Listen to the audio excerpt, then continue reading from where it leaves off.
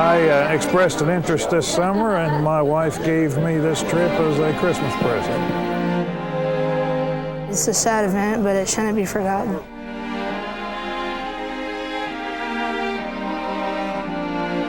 There couldn't be a more important experience to be able to go with her. I think it will change our lives. Hopefully someday I'll be able to share my experiences with other people. I want to visit the place where for the last time I saw my family. It's almost like visiting a cemetery. In just moments, this group of teachers, students, war veterans, and a Nazi Holocaust survivor will begin a journey 60 years into the past. The trip takes them to the outskirts of Krakow, Poland, to the scene of a crime as heinous as it is massive. They're returning to Auschwitz.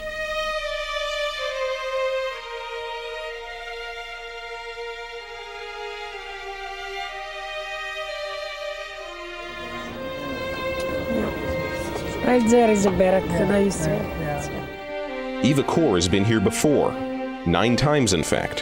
Her first visit was as a 10-year-old and as a prisoner. And these, you couldn't get close to these barbed wires because they had high voltage in them. And as you can see, they have a lot of lamps. I mean, it was lit at night. It looked like daytime because they had the guards had to see everything around it.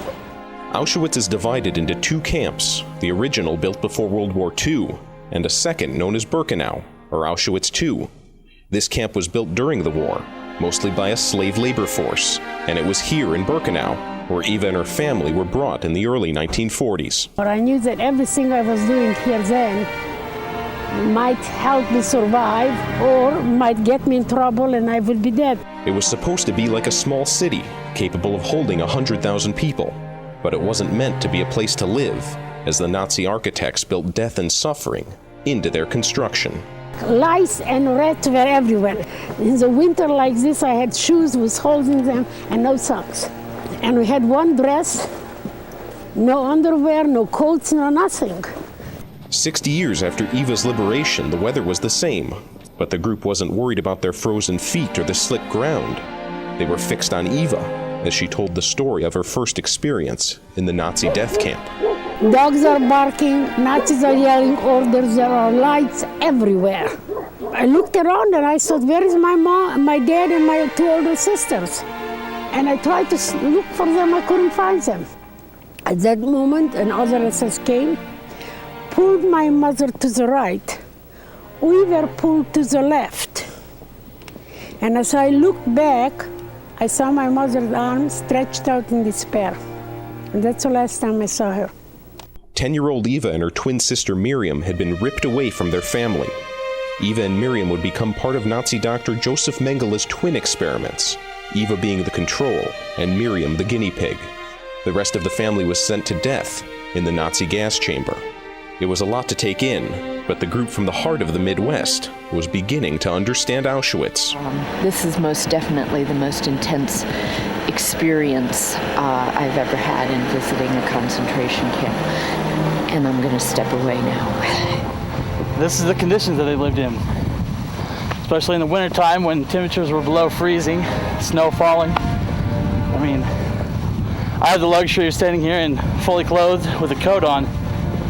No one would have had that luxury this time, 60 years ago.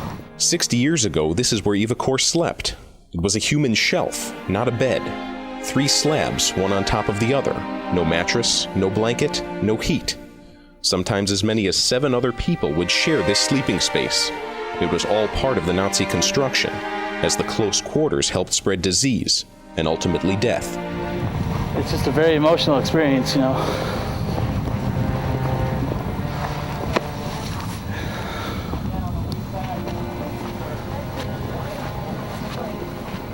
10-year-old kids, 2-year-old kids, ripped away from their parents killed, then put in barracks, experimented. It's just way too much to handle at one time.